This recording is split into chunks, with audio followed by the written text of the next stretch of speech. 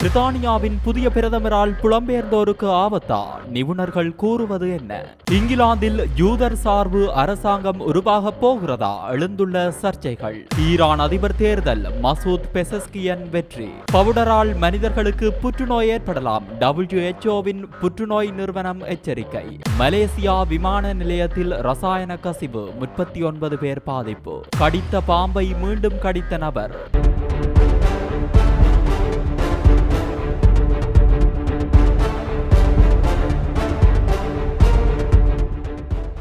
பிரித்தானியாவில் தேர்தல் இடம்பெற்று முடிவுகள் வெளியாகியுள்ள நிலையில் தேர்தல் முடிவுகளில் புலம்பெயர் மக்களின் வாழ்க்கையில் தாக்கத்தை ஏற்படுத்துமா என்ற கேள்விகள் எழுந்துள்ளன. முன்னாள் பிரதமர் ரிஷி சுனக் புலம்பெயர்தலை கட்டுப்படுத்த போதுமான நடவடிக்கை எடுக்கவில்லை என்றொரு குற்றச்சாட்டு முன்வைக்கப்பட்டது நினைவிருக்கலாம். புலம்பெயர்தலை கட்டுப்படுத்தும் ஒரு நடவடிக்கையாக ரிஷி ருவாண்டா நாடு கடத்தல் திட்டத்தை முன்வைத்தார். கெய்ர் ஸ்டார்மெரோ தான் பிரதமரானால் ருவாண்டா திட்டத்தை ரத்து செய்வதாக வாக்குறுதி அளித்துள்ளார். ஆக பிரித்தானியாவில் நிகழ்ந்துள்ள ஆட்சி மாற்றத்தால் புகலிட கோரிக்கையாளர்களுக்கும் புலம்பெயர்வோருக்கும் நல்லது நடக்குமா என்ற கேள்வி எழுந்துள்ளது. இந்நிலையில் இது பற்றி புலம்பெயர் ஆதரவு அமைப்புகள் கூறுகின்ற விடயம் என்னவென ஆராய்ந்து பார்க்கையில், பிரித்தானியாவில் ஆட்சி மாற்றம் ஏற்பட்டு லேபர் கட்சி ஆட்சிக்கு வந்துள்ளது என்பதற்காக புலம்பெயர்தல் சார்ந்த அரசியலின் அடிப்படையிலேயே மாற்றம் ஏற்பட்டு விட்டது என்று அர்த்தமில்லை என்று எம்னெஸ்டி இன்டர்நேஷனல் எனும் சர்வதேச தொண்டு நிறுவனத்தின் அகதிகள் மற்றும் புலம்பெயர்ந்தோர் பிரித்தானிய பிரிவின் இயக்குனரான ஸ்டீவ் வால்டேஸ் சைமன்ஸ் அது கவலைக்குரிய விடயம்தான் என்கிறார். என்றாலும் ஏற்கனவே புலம்பெயர்ந்து பிரித்தானியாவில் வாழ்ந்து வரும், அதாவது புகலிட கோரிக்கையாளர்கள் நடத்தப்படும் விதத்திலாவது குறிப்பிடத்தக்க அளவில் மாற்றம் இருக்கும் என்பதே வரவேற்கத்தக்கதுதான் என்கிறார் அவர். புதிய அரசை பொறுத்தவரை ஏற்கனவே பிரித்தானியாவுக்கு வந்துவிட்ட புலம்பெயர்ந்தோரை, அதாவது புகலிட கோரிக்கையாளர்களை நாடு கடத்தும் திட்டம் கைவிடப்பட்டாலும் புதிதாக பிரித்தானியாவுக்கு புலம்பெயர்ந்து வருவோரை தடை செய்ய லேபர் அரசு கடும் நடவடிக்கைகள் எடுக்கலாம் எனும் கவலை உள்ளதை மறுப்பதற்கில்லை என்கிறார். ஆக புதிய அரசும் புலம்பெயர்தல் விடயத்தில் கடுமையற்றதாக இருக்கும் என எதிர்பார்க்க முடியாது என்று கூறும் புலம்பெயர்தல் அமைப்பு ஆதரவாளர்கள், அதே நேரத்தில் பாதுகாப்பு கருதி இந்நாட்டுக்கு ஓடி வருவோரை கருணையுடன் அணுகி அவர்கள் பிரித்தானிய மக்களுடன் ஒன்றிணைந்து வாழ வழி செய்யும் வகையில் ஸ்டார்மர் அரசு உள்துறை அலுவலகத்தின் கொள்கைகளை மாற்றியமைக்க வேண்டும் என்று கேட்டுக் கொண்டுள்ளார்கள். பிரிட்டனில் புதிய அரசாங்கம் பதவியேற்க உள்ள நிலையில் அந்த அரசாங்கத்தின் தலைமை குறித்து சில தகவல்கள் வெளியாகியுள்ளன. இங்கிலாந்தின் புதிய யூத முதல் பெண்மணியான விக்டோரியா ஸ்டார்மர் இடதுசாரி தொழிற்கட்சியின் மகத்தான வெற்றிக்கு பிறகு யூத சார்பு பிரச்சாரத்தை முன்னெடுக்கலாம் என கூறப்படுகிறது. தொழிற்கட்சி தலைவர் கெய்ர் ஸ்டார்மரின் மனைவி விக்டோரியா ஸ்டார்மர் இங்கிலாந்தின் முதல் பெண்மணியாக பதவியேற்க உள்ளார். அவர் யூத சம்பிரதாயங்களை தவறாமல் கடைபிடிப்பதாகவும் யூத சமூகத்துடன் வலுவான உறவை பேணுவதாகவும் கூறப்படுகிறது. ஸ்டார்மர் ஒரு நாத்திகராக இருந்தாலும் அவர்களது குடும்பம் யூத மரபுகளில் தீவிரமாக பங்கேற்கிறது. ஸ்டார்மர் தொழிலாளர் கட்சிக்குள் யூத விரோதத்தை எதிர்த்து போராடுவதை வலியுறுத்துகிறார். ஈரான் அதிபரை தேர்ந்தெடுக்க நேற்று 2ஆம் சுற்று வாக்குப்பதிவு விறுவிறுப்பாக நடந்த நிலையில் வாக்கு எண்ணிக்கை முடிவுகள் வெளியாகியுள்ளன. ஈரான் அதிபர் இப்ராஹிம் ரைசி கடந்த மாதம் 19ஆம் தேதி ஹெலிகாப்டர் விபத்தில் உயிரிழந்ததை அடுத்து புதிய அதிபரை தேர்ந்தெடுக்க கடந்த 28ஆம் தேதி தேர்தல் நடத்தப்பட்டது. இதில் நாடு முழுவதும் 40% வாக்குகள், அதாவது 2.55 கோடி வாக்குகள் பதிவாகின. அதிகபட்சமாக முன்னாள் நிதியமைச்சர் மசூத் பெசஸ்கியன் 42.5% வாக்குகள் பெற்றார். ஜலீலி 38.6% வாக்குகளை பெற்று 2ஆம் இடத்தை பிடித்தார். இந்த முடிவுகளின்படி மசூத் பெசஸ்கியன் அதிகபட்ச வாக்குகளை பெற்றிருந்தாலும் ஈரான் நாட்டின் சட்டத்தின்படி அதிபர் தேர்தலில் வெற்றி பெற 50%க்கும் அதிகமான வாக்குகளை பெற வேண்டியது கட்டாயமாகும். அவ்வாறு பெறாவிட்டால் முதல் 2 இடங்களில் உள்ள வேட்பாளர்களுக்கு இடையே 2ஆம் சுற்று தேர்தல் நடத்தப்படும். அந்த வகையில் அதிகபட்ச வாக்குகளை பெற்று முதல் 2 இடங்களில் இருக்கும் வேட்பாளர்கள் மசூத் பெசஸ்கியன் மற்றும் சயீது ஜலீலி ஆகிய இருவருக்கும் இடையிலான 2ஆம் சுற்று தேர்தல்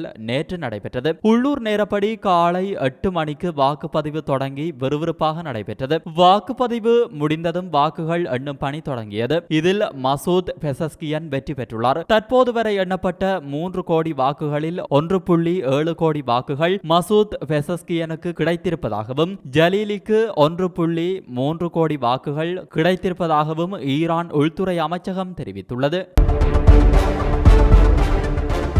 உலக சுகாதார அமைப்பின் புற்றுநோய் நிறுவனம் டால்கம் பவுடரை புற்றுநோய் ஏற்படுத்தும் பொருளாக வகைப்படுத்தியுள்ளது. டால்கம் பவுடர் பயன்பாட்டிற்கும் கருப்பை புற்றுநோய்க்கும் இடையே தொடர்பு இருப்பதாக சமீபத்திய ஆராய்ச்சி முடிவுகள் தெரிவித்த நிலையில் இந்த நடவடிக்கை எடுக்கப்பட்டுள்ளது. உலக சுகாதார அமைப்பின் புற்றுநோய் ஆராய்ச்சிக்கான சர்வதேச நிறுவனம் சமீபத்தில் நடத்திய ஆய்வில் டால்கம் பவுடர் மனிதர்களுக்கு கருப்பை புற்றுநோயை ஏற்படுத்தும் என்ற அதிர்ச்சி தகவலை வெளியிட்டுள்ளது. இதற்கு போதுமான சான்றுகள் இருப்பதாகவும் எலிகளுக்கு நடத்தப்பட்ட சோதனையில் கிடைத்த ஆதாரங்கள் ஆகியவற்றின் அடிப்படையில் இந்த முடிவு எடுக்கப்பட்டுள்ளதாகவும் தெரிவிக்கப்படுகிறது. மேலும் இது மனித உயிரணுக்களில் புற்றுநோய்க்கான அறிகுறிகளை காட்டுகிறது என்றும் கூறப்படுகிறது. பிறப்புறுப்புகளில் டால்கம் பவுடரை பயன்படுத்தும் பெண்களில் கருப்பை புற்றுநோயின் விகிதம் தொடர்ந்து அதிகரித்து வருவதையும் புற்றுநோய் நிறுவனம் ஒப்புக்கொண்டது. பெரும்பாலான மக்கள் பேபி பவுடர் அல்லது அழகு சாதன பொருட்கள் வடிவில் டால்கம் பவுடரை பயன்படுத்தி வருகின்றனர் என்று IARC தெரிவித்துள்ளது. டால்க் என்பது இயற்கைக்காக கிடைக்கும் ஒரு கனிமமாகும். இது உலகின் பல பகுதிகளில் தோண்டப்பட்டு டால்கம் பேபி பவுடர் தயாரிக்கப்படுகிறது. ஆனால் டால்க் வெட்டப்படும் போது, பதப்படுத்தும் போது அல்லது தயாரிப்புகளை தயாரிக்க பயன்படுத்துகின்ற போது அதன் மிக முக்கியமான வெளிப்பாடு ஏற்படுகிறது. மே மாதம் 15 அன்று வெளியிடப்பட்ட ஆராய்ச்சி ஒன்றில் பிறப்புறுப்புகளில் டால்கம் பவுடரை பயன்படுத்துவது கருப்பை புற்றுநோயுடன் தொடர்புடையது என்று கண்டறியப்பட்டது. இது முட்டைகளை உற்பத்தி செய்யும் பெண் உறுப்புகளில் தொடங்குகிறது. அடிக்கடி அதிக பவுடரை பயன்படுத்துபவர்களுக்கு ஆபத்து அதிகம் என்றும் கூறப்பட்டுள்ளது. கருப்பை புற்றுநோய் பாதிப்பு இருப்பதே இடுப்பு மற்றும் வயிற்றுக்கு முன்னேறும் வரை பெரும்பாலும் கண்டறியப்படாமல் போகும். இந்த கட்டத்தில் கருப்பை புற்றுநோய்க்கு சிகிச்சை அளிப்பது மிகவும் கடினம், மேலும் அது ஆபத்தானதும் கூட. நேஷனல் இன்ஸ்டிடியூட் ஆஃப் ஹெல்த் ஆராய்ச்சியாளர்கள் தோல் பராமரிப்பு பொருட்கள் மற்றும் பெண் ஹார்மோன் தொடர்பான புற்றுநோய்களுக்கு இடையேயான தொடர்பை ஆய்வு செய்தனர் என்பது குறிப்பிடத்தக்கது. மலேசியாவில் சர்வதேச விமான நிலையத்தில் ஏற்பட்ட திடீர் வாயு கசிவினால் 39 பேர் பாதிக்கப்பட்டுள்ளனர். விமான நிலையத்தில் உள்ள விமான பராமரிப்பு பகுதியில் ரசாயன கசிவு ஏற்பட்டுள்ளதாக அதிகாரிகள் குறிப்பிட்டுள்ளனர். மயக்கம் மற்றும் குமட்டல் நோய் அறிகுறிகளுக்கு பயணிகள் உள்ளாகியுள்ளனர். விமான நிலையத்தில் உள்ள வழி அனர்த்த பிரிவுக்கு 14 நோயாளர்கள் அனுமதிக்கப்பட்டுள்ளனர். இந்நிலையில் வாயு கசிவினால் எந்தவொரு விமானத்திற்கும் அல்லது விமானத்தில் இருந்த பயணிகளுக்கும் எவ்வித பாதிப்பும் ஏற்படவில்லை என உறுதி செய்யப்பட்டுள்ளது. பீகார் மாநிலத்தில் தன்னை கடித்த பாம்பை மீண்டும் 2 முறை ஒரு நபர் கடித்தது அப்பகுதியில் அதிர்ச்சியை ஏற்படுத்தியுள்ளது. பீகார் மாநிலம் நவாடாவில் ரயில் பாதை அமைக்கும் பணியில் வேலை செய்து கொண்டிருந்த 35 வயதுடைய நபர் அடிவார முகாமில் தூங்கிக் கொண்டிருந்துள்ளார். அதன்போது பாம்பு அவரை கடித்துள்ளது. தப்பியோடுவதற்கு பதிலாக பழங்கால நம்பிக்கையை வைத்து பாம்பின் விஷத்தை நடுநிலையாக்கும் வகையில் 2 முறை பாம்பை கடித்துள்ளார். சம்பவம் நிகழ்ந்த பகுதியானது மூட நம்பிக்கையால் மூழ்கப்பட்டுள்ள பகுதியாகும். பாம்பை கடித்து இறுதியில் அதை கொலை செய்துள்ளார். மேலும் பலர் இவரை மருத்துவமனையில் அனுமதித்துள்ளனர். குறித்த நபர் உயிருடன் இருக்கும் வேளையில் பாம்பு உயிரிழந்தமை குறிப்பிடத்தக்கது. இது போன்ற பல செய்திகளை தெரிந்து கொள்ள நம்முடைய சமூக மீடியா யூடியூப் சேனலை சப்ஸ்கிரைப் செய்து அருகில் உள்ள பெல் பட்டனை கிளிக் செய்யுங்கள். மேலும் செய்திகளை உடனுக்குடன் தெரிந்து கொள்ள சமூகமீடியா.com என்ற இணையதளத்தின் வாயிலாக எங்களுடன் இணைந்திருங்கள்.